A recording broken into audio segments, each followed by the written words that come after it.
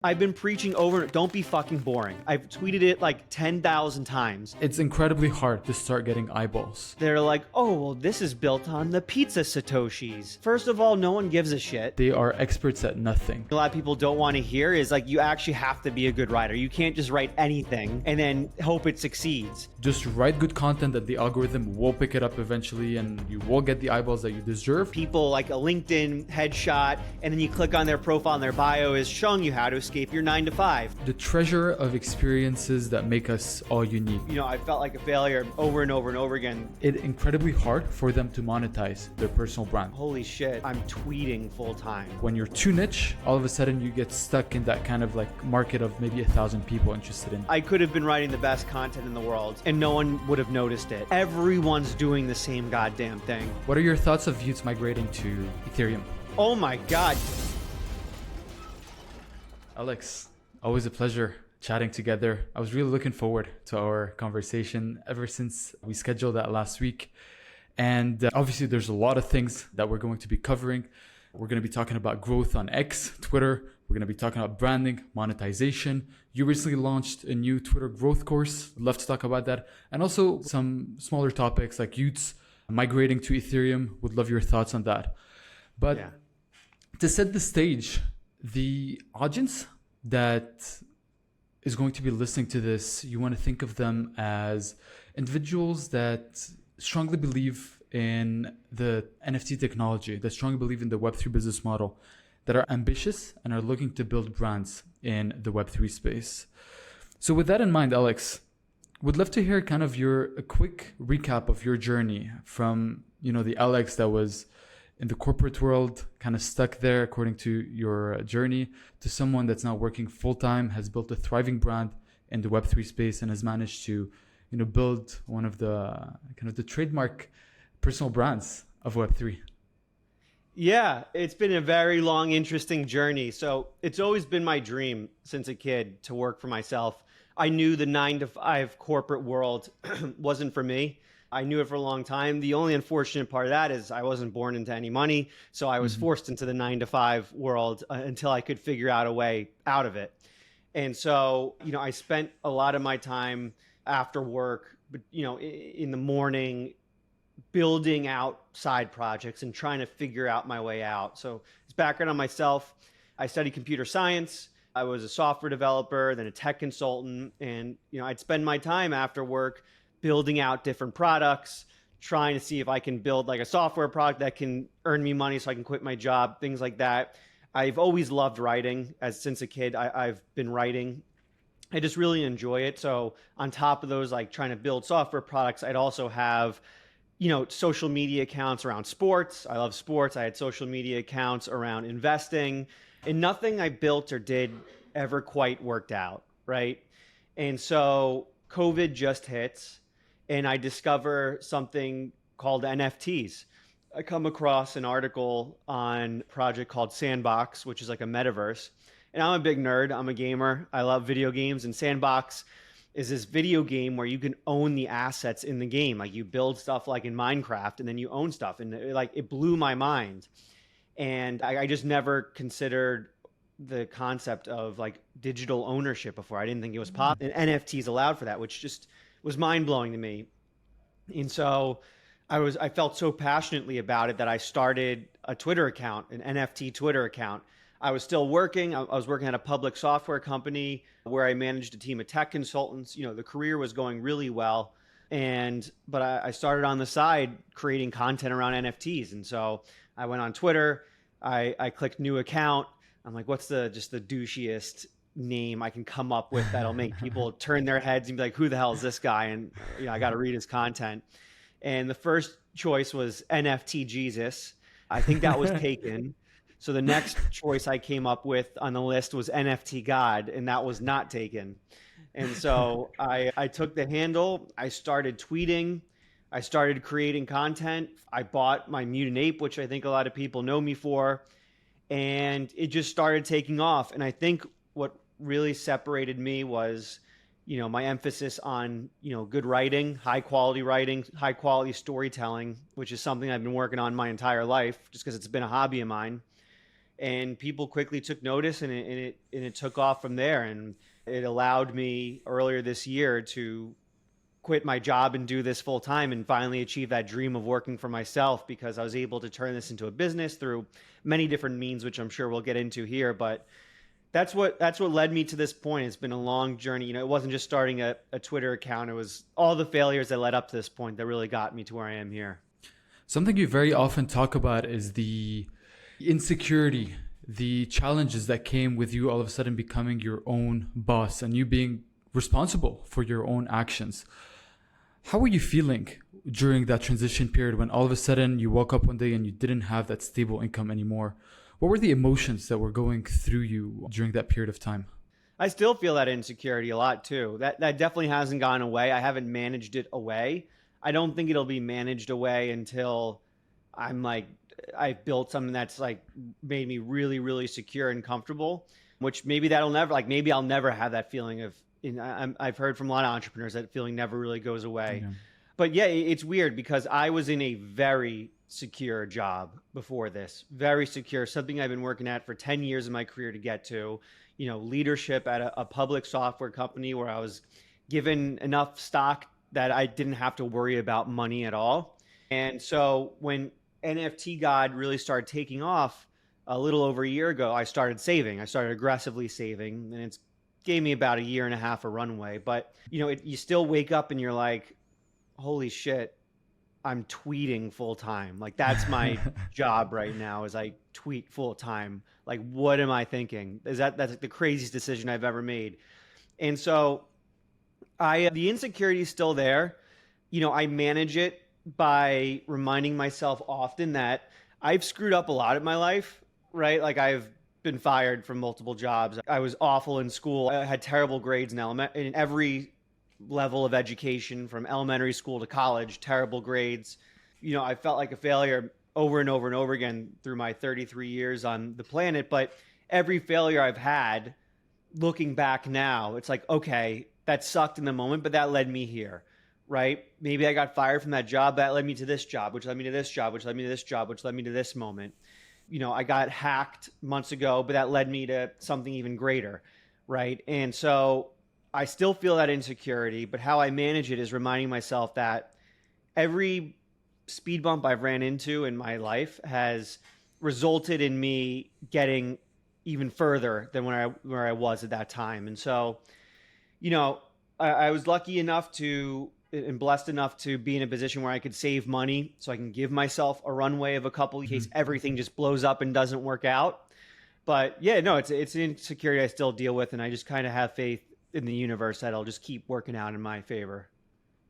And you can make the argument that this is the exact emotion that's keeping you going day after day, innovating, creating new products and services that will allow you to build kind of the stability. It's always like, it's a journey towards that thing that, no matter how far you get, it's always going to be here with you.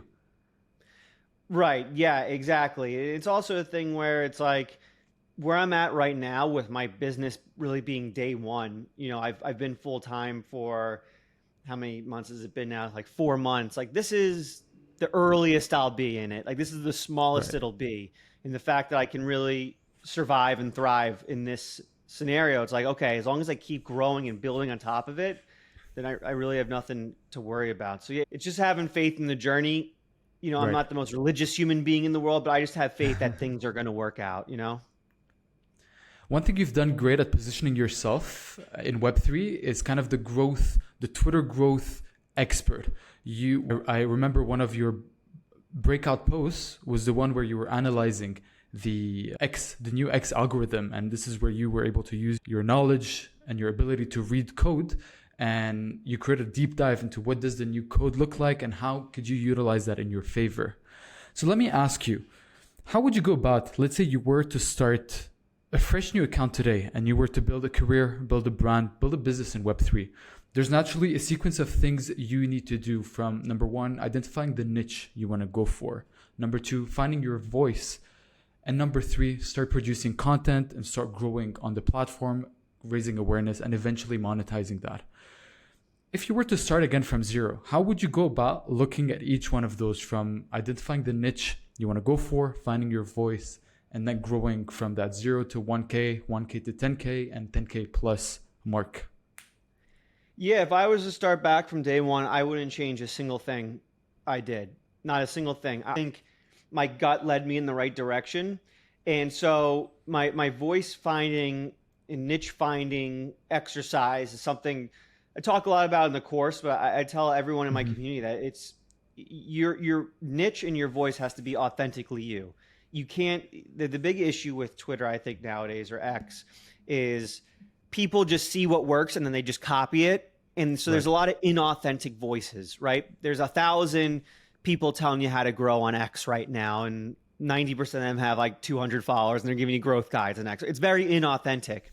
And so what you want to do is you need to figure out what's authentically you and what makes you unique, right? And so the exercise I go through and went through and have other people go through as well is I write down everything I'm actually interested in, Right. right? And so for me, I made this long list. This is right when I started, which was like programming, investing, NFTs, blockchain, self growth, happiness, spirituality, all these different things. And I said, okay, what combination of these things can I put together that will be like Mm-hmm. uniquely me and be interesting? Right. And so the three I came up with was investing, technology, and self improvement. Mm-hmm. Investing is something I've been studying my entire life. Technology, I have a computer science degree. I know programming. That could be an edge for me. It's self growth. I'm always looking for ways to improve and be better. And so I found if I can combine those three interests, like that could be my niche and my voice. I think a lot of people, I think the challenge they run into is they go for one thing, right? Like I see Mm-hmm. accounts that are like just social media growth, just self improvement, just motivation, just NFTs. And the issue is now you're competing with thousands and thousands, millions of people in that niche, right? As J. Cole / the Bible once said, there's nothing new under the sun, right? Like no matter Uh-huh. what niche you go for, there's 1,000 people doing it and they're probably doing it better than you. So where you become unique and interesting is where you combine multiple of your interests and you make yourself the niche. There's no other niche that can emulate you, the niche of you. And so me finding those three different interests and the intersection of those three things, my niche became me, right? And I wrote about whatever I Very wanted. nice. And so I took those three things. What else makes someone unique and interesting? Your life experiences. So after finding those three interests, I now made a list of what are my character flaws, right? People relate to other people's character flaws. When you become vulnerable, people really relate to you and like that. So I literally sat down and it's a really uncomfortable activity, but I wrote a list of like all my character flaws. I'm awful at school. I hate every job I've ever worked for. I hate authority. I hate when people tell me what to do. I'm insecure sometimes, things like that. All those character flaws. And then I wrote a list of my successes in life, right? I worked my way up in my career to leadership at a big tech company. I got a computer science degree. I've been able to live pretty comfortably because of my career. And so what makes your niche really authentic and interesting is when Mm-hmm. you combine your interests, those three things I came up with, and then combine those with my character flaws and combine those with my successes. Now all of a sudden you have a niche of your own, a niche of Alex, a niche of Leon, right? And now you've truly become unique on your timeline, something that's almost impossible for 99% of people on X to do. And it's the reason why 99% of accounts just stay at around 1,000 followers for their entire life, is because they're trying to be someone else or trying to be something very specific when the secret is just being yourself and being unique. And once you can stand out and be unique, people are really attracted to that. They're attracted to the uniqueness. They're attracted to the authenticity.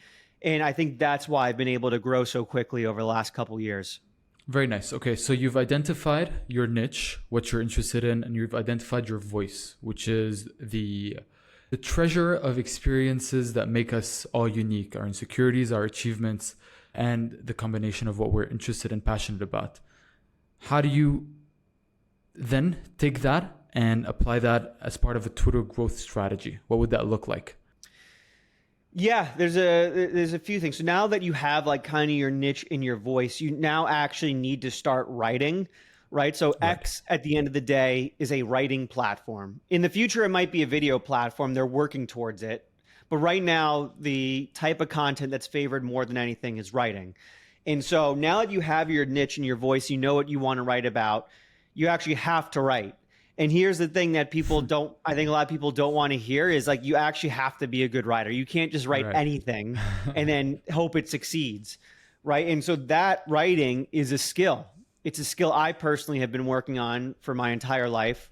You know, when I was 5 years old, my parents bought me a typewriter and I wrote up stories and like I was writing novels on the typewriter. And so at the Awesome. end of the day, it's a skill. And how do you build a skill? You practice. Like I got books on my desk on writing that I'm always referring to. I have a bunch of books here, you know, and I'm always working on improving the art of writing and improving the art of storytelling. And so you found your niche, you found your voice, you found what makes you authentically you. Now you actually have to write and you actually have to be able to tell an interesting and compelling story.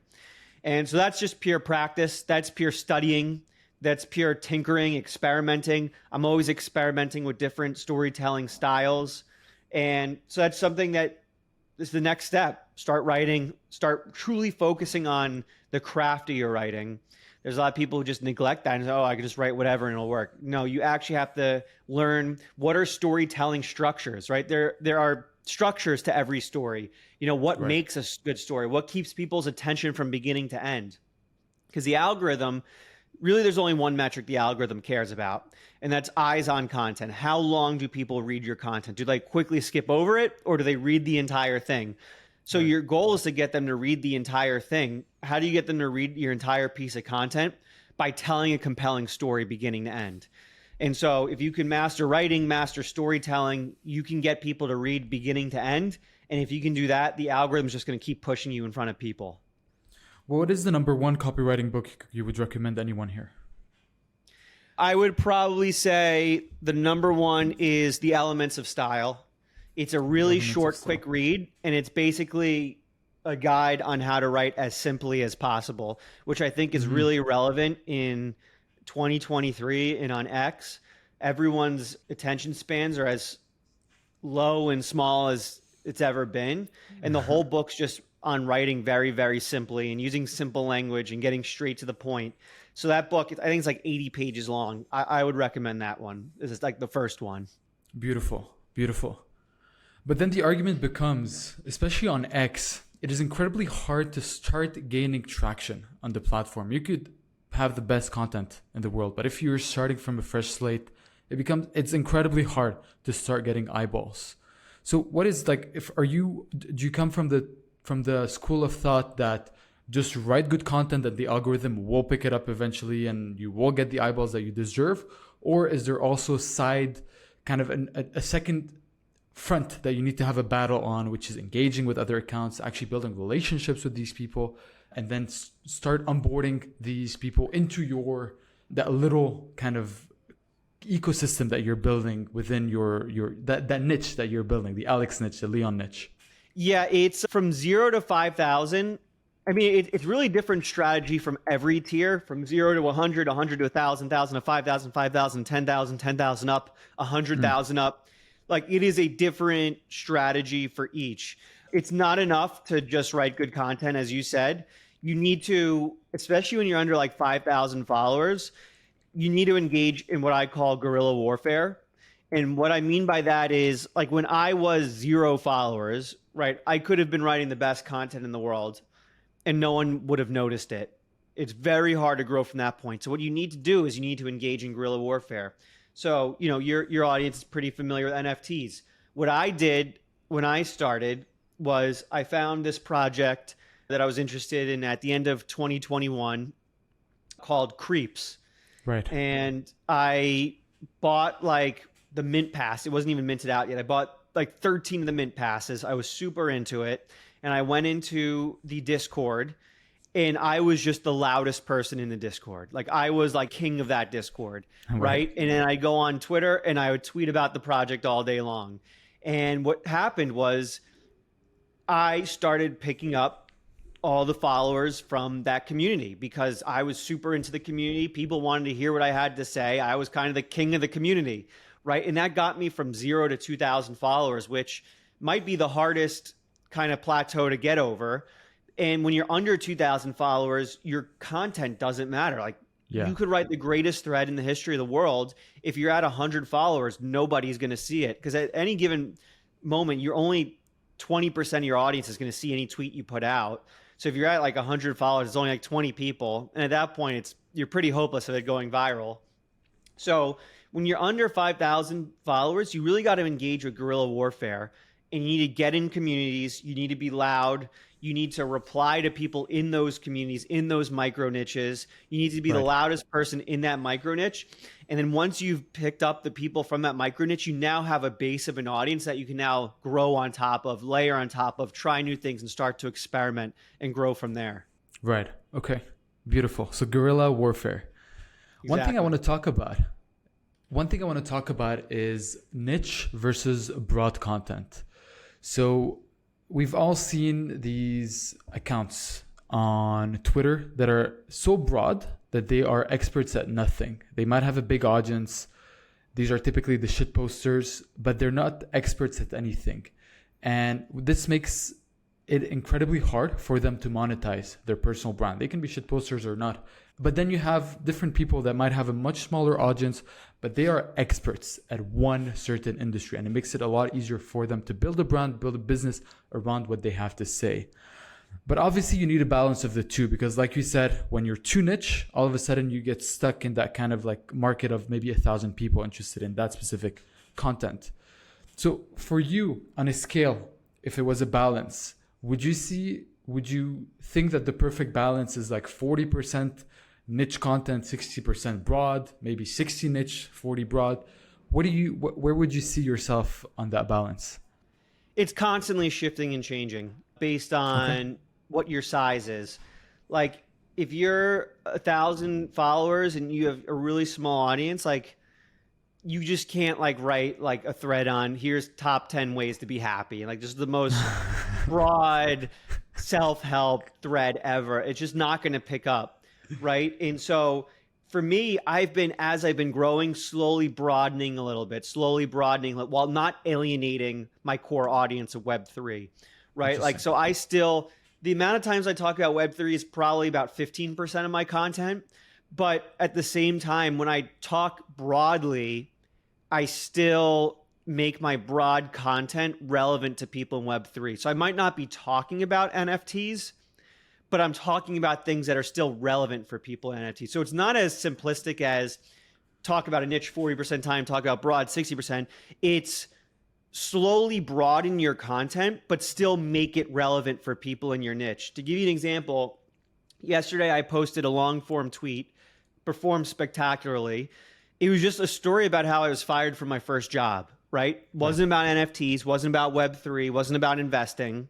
It was just simply a story about how I got fired from my first job, what it felt like, and what it took to bounce back, and why I'm grateful for that really tough event in my life, right? And so it has nothing to do with Web3, but what made it perform so well is you think about the audience of Web3, it's mostly people in their teens and 20s who might be a little insecure with where they are in life. They don't know if their job's going to work out. They might hate their job. They don't know if they're going to make it. Are they making enough money? You know, they might feel like they need to make way more money to survive. And so the challenges I ran into in that story I told are challenges that are relevant to a lot of people in Web3. And you go into the comment section of this long form tweet and all you see are NFT profile pictures, right? So it's all Web3 people who engaged, but they're all saying things like, hey, I'm 21. I ran into this exact situation. I'm looking for my purpose in life. Thank you for writing this. Right. Next one. I'm literally reading this down as I go along. This post is a life changer. You're a great role model, NFT God. So like it had nothing to do with NFTs. But what I'm doing as I'm growing is I'm broadening my content so that I can attract more people, but at the same time making it relevant to my core audience so that they don't feel alienated. Right. And so that is kind of the key. It's not a matter of do I speak less about my niche and more about broad topics? It's, can I go broader while also keeping the spirit of my niche in it so I can attract more people while not alienating who my core audience is? A great parallel to that would be, how would that still fit within your monetization strategy? Because people will buy into what you have to sell for a problem that they have that you have the capacity to solve. So how do you think of that within the ecosystem that you've built? And then the next question that would be interesting to dive into would be, one thing I've noticed is, especially over the last 60 days, as I've been talking with a lot of creators in the Web3 space, a lot of them have incredible challenges to monetize their audience. The people, either it's a lack of business knowledge, or these people haven't positioned themselves correctly in the space to attract the opportunities and monetize the audiences that they have. So how would you go about thinking, and if you were to mentor these people, for instance, how would you go about kind of helping them create a business around their brand and them living the dream that they want, which is a lot of times working full-time in Web3? Yeah, there's a lot of ways to do it. At the end of the day, you need to be solving people's problems, right? Okay. Anything you do, anything you build, anything you monetize needs to solve people's problems. If it's not solving problems, then no one's going to want to buy it. And I think about it same way as I think about my content where, how have I monetized? I built a community around building, right? I also built a Twitter growth course that tells you how to grow and monetize your audience.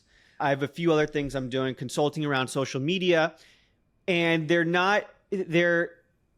broad, but still focused on all the challenges that my core community has, right? And so everything I'm building is for my core community of Web3, but could also be interesting to people outside of it. But if I were to go super broad and just be like, merch. Right, like merch, something like that. It's just not going to be as interesting because you're competing with so many other pieces of merch. I'm building growth courses specifically around how to grow in Web3. So it's still focused and targeted, but it's fixing issues that everyone in Web3 has, which is I need to grow, I need to build an audience, I need to monetize. And so we talked about it a little earlier, me and you one-on-one, but if you go broad, you're now a commodity. But if you go focus and address specific challenges that people in your niche have, then it becomes a lot more of like, wow, okay, this is like the exact thing I need to fix the challenges I have. So a few things specifically on monetization, if you're not monetized now, is I think you could monetize too early. I don't think you can monetize too late. And if you're sitting there and you're thinking, how can I monetize? How can I monetize? If you force it, I don't think it's going to work out. I think it's going to hurt your brand. So I can give you a quick story about how I first started monetizing. Like my goal when I built this account was I wanted to wait as long as humanly possible to monetize. I was in a secure place where I was at a job. I was getting paid. I didn't need to worry about monetizing. I didn't need to sacrifice my brand for money.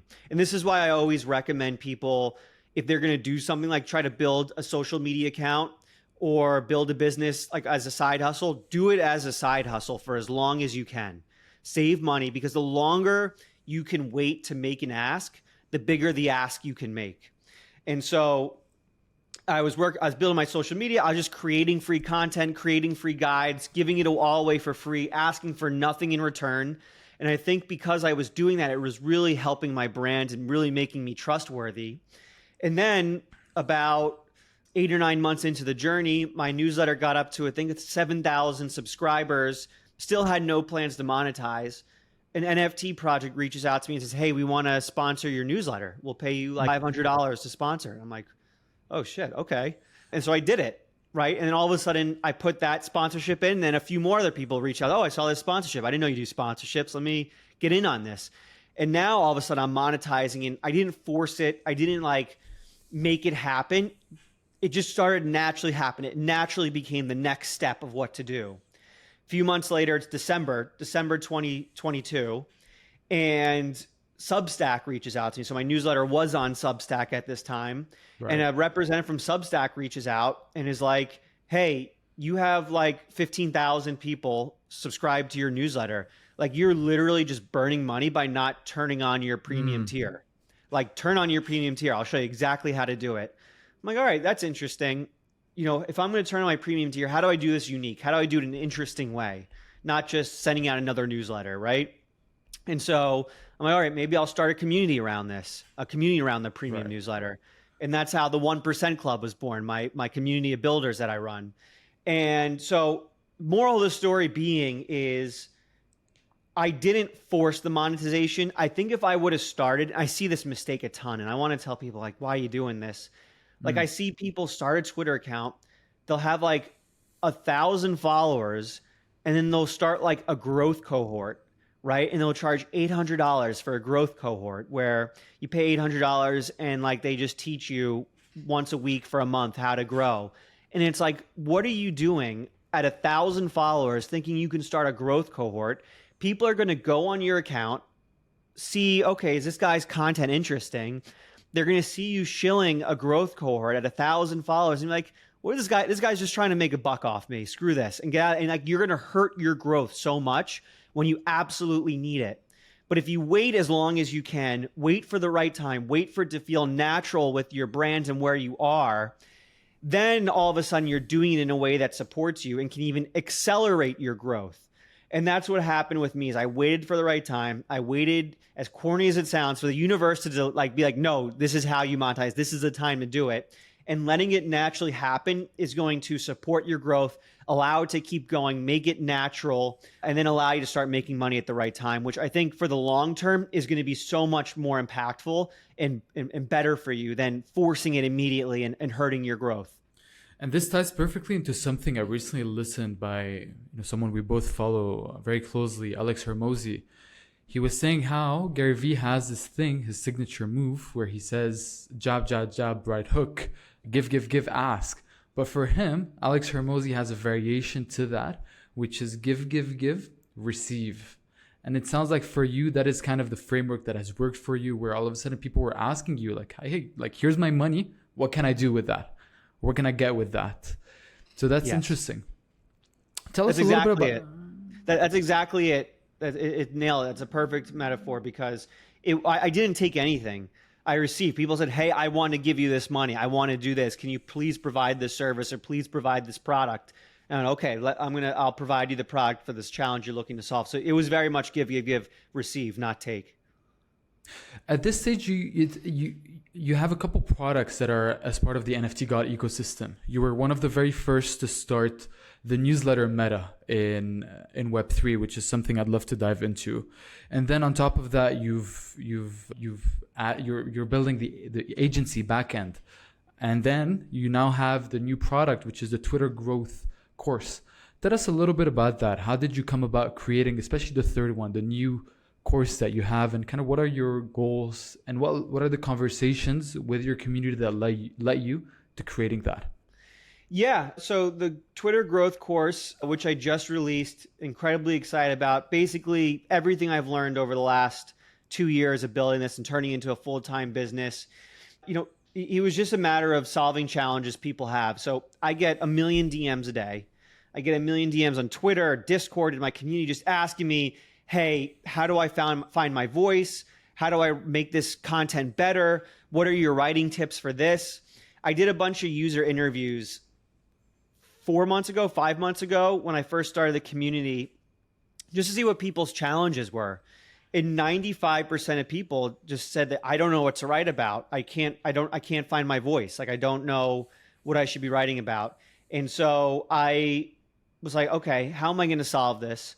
And I just built a product around that challenge that it seemed like everyone was having, right? I built a course that's fully about finding your voice, how to write about those things that you're authentically interested in, things like that, and turning that into a business. And so I'm listening for challenges people have and then delivering them the solution to those challenges. And so a course seemed like the absolute perfect way to do this. Most people in my community are there because they want to get to where I am, right? Where I'm doing content full-time, writing full-time, and making money off that. And so I just created a product that helped them get to where I am, show them exactly how I did it, Right. and document my entire journey and every lesson I learned over the last 2 years to go from no idea what to write about to knowing exactly what to write about and turning that into a business. Right. And, I myself have been going through the course so far. I know you're dropping content slowly ahead of the public launch. And I have to tell you, so far, the content has been incredible. A lot of the concepts, a lot of things, especially, identifying your kind of your voice, and now diving into the Twitter growth part, a lot of value. Would totally recommend anyone listening to this, if you are interested in building your brand, building your building a career in Web3 or on X, I would absolutely invite you to check that out. The best investment you can ever make is in yourself. It's only $300. You can put that in Ethereum and maybe get a 2x, but trust me, you're gonna have a lot more than that. You put it into yourself and you get a million X. 100%. So yeah, there's gonna be a link to that in the description of that video. And something in parallel, while we're talking about X, Alex, I've noticed that all the OG figures in the NFT space, they've all developed a signature move. And you want to think of that, and just to put like a funny image to it, in WWE, every athlete has his own signature move that they're known for. For you, Alex, in Web3, you created the newsletter meta, and you kind of normalized talking about growth on X. You were the first to create that, and you kind of created that own niche of yours. And now you have a lot of people that have hopped in that trend because it's working, but they can never get that OG status like you have. For instance, Whale Swoosh became the first to create long form deep dive Twitter threads about Web3 specific, and now he has the OG status. Frank D. God, first founder to normalize being loud and hopping on Twitter Spaces, and he has the personal brand that he has today thanks to that. So for you, now that you have a very good understanding of the landscape of how X is evolving, what would you say are the growing opportunities that individuals could potentially have the opportunity to becoming the go-to guy for this and that, and the expert or the first person that normalized that in Web3? Yeah, I mean, so there's basically like two niches right now in Web3 social media, right? It's people writing threads on how to grow and people writing threads on NFT projects. Like that is it. Like it is, the entire community has now shifted into these two arcs. And it's interesting, like people will come to me and be like, hey, I really want to start writing high quality content. Thank you for all your tips. I'm like, okay, so what are you going to start writing about? And they're like, oh, I'm just going to write on growth tips. I'm like, everybody is doing that. Like, there's no way Right. you authentically are interested in that because everyone is now doing that. The where you have a chance to be unique, it kind of comes back to the first part of this conversation, which is being your unique self. What other interests do you have? No one's Right. writing threads on the stock market. No one's writing threads on like travel or like anything else, any other niche in the entire world. It's all threads about NFT projects because Whale Swoosh is doing that successfully, or it's writing threads on growth because I'm doing that successfully. Like if you're just constantly chasing whatever the meta is, if you're just constantly skating after the puck, like you'll never get ahead, right? It'll just never happen. You need to be skating where the puck is going to. You have to be skating ahead of the puck. That is how you become successful really in anything in life, but specifically social media where everyone's kind of chasing the same goal. You need to stay ahead of it. And so for me, what I'm looking around, I think right now, the meta last year was shit posting, and I started writing threads on like productive things. That's why I was able to succeed. While everyone was shit posting and posting memes, I was like, okay, here's how you better yourself, and be like, whoa, this is amazing. Now everyone's writing about how to better yourself. Everyone's telling you how to be happy and live a satisfying life and how to grow. So what's the next thing? The next thing is just being interesting. I've been preaching this a lot the last couple months. Don't be fucking boring. I've tweeted it like 10,000 times because the major issue on social media right now is it's so boring. Everyone is posting, here's how to grow on X. Everyone's a growth expert. Everyone's, I just put out my Twitter growth course. I promise you 4 months from now, there's going to be 1,000 Twitter growth courses that are coming out.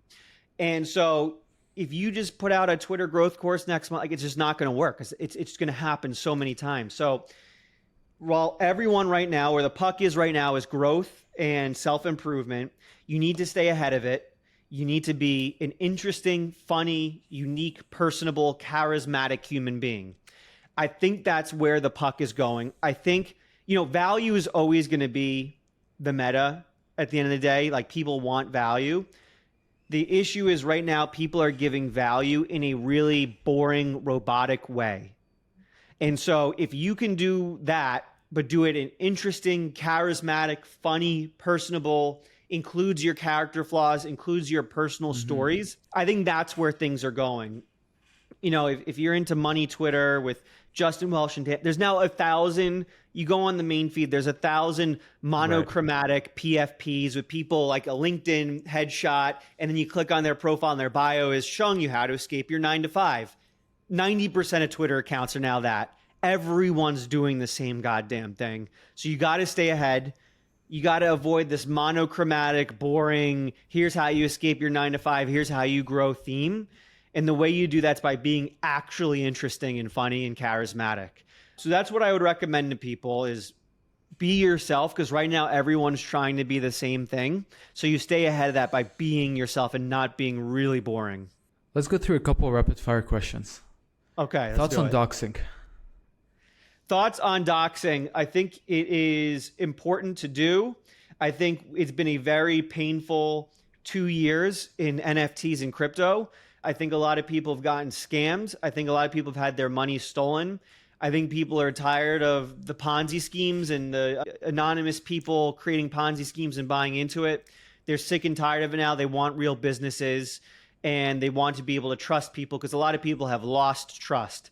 So I think doxing is important not only to build trust, but also because it makes you a human being, which, as I kind of just described, I think the meta right now is being a robot. I think if you want to stay ahead of it, you need to be a human being, which showing your face, helps towards.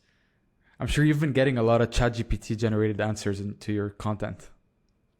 Oh my God. Is that like, this is a new thing, right? Where I'm looking at the replies and crazy. like half the replies are like, it's clearly cringe. AI generated.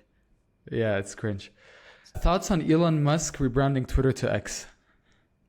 I love it. I really like it for multiple reasons. One, because everyone's talking about it. And if everyone's talking about it, that means it's a good thing. But two, Twitter will always be Twitter. Twitter will always be the platform where people go on and have political debates and say crazy things and be annoying. X is going to be an entirely different paradigm, right? And I was actually listening to the CEO's interview on CNBC this morning, Linda, and I really like the way she described it. She described it as, if they remain Twitter, the report card will always be compared to what Twitter was before. But when they change their name to X, it's a whole new report card. It's a whole new basis of things to be compared to. And it's a whole new paradigm. And so I love it. It needed to change. The platform's not going to be just a social media platform where people put out crazy political takes. Like, now it's going to be something brand new. And so it needed a new name. And I think X is perfect because so many people hate it. And when something creatively comes out and most people hate it, it usually means it's a good thing that's going to catch on. What's the solution to the increase of low quality posts and shitposting and engagement farming on the platform? The solution is not doing that. I love that that's the meta. I love that everyone else is like spamming replies and spamming copied memes, because that means if I put out high quality content, it's going to stand out. It's going to really rise to the top. So the solution is not getting caught up in what everyone else is doing, being pumped that they suck, and then putting out non-sucky content so that you stand out and look amazing compared to what they're doing, right? You look at the feed, 90% of content is, it's that time again, going to unfollow 1,000 people. Reply below if you're not a bot. Or it's like, active. No one deserves to be under 10,000 followers. Reply below and retweet for a chain reaction. The longer that meta lasts, the happier I am. Because when I put out a thread like I did yesterday, which is like my story on how I got fired and all the lessons learned, imagine putting yourself in the shoes of someone scrolling X, and it's like, tired of bots, unfollowing 10,000 people, unfollowing 10,000 people, unfollowing 10,000 people. I got fired. Here's all the lessons. Oh, okay. This is interesting. This is different. Right. So the answer to solving that problem is being really happy that that's the problem right now, and then doing something completely different, because you'll stand out quickly. I like that angle. I really like Yeah. that angle. What are your thoughts of youths migrating to Ethereum? It's genius. Probably should have been what they did from the start. I respect Frank for experimenting and trying new things and trying something completely out of left field.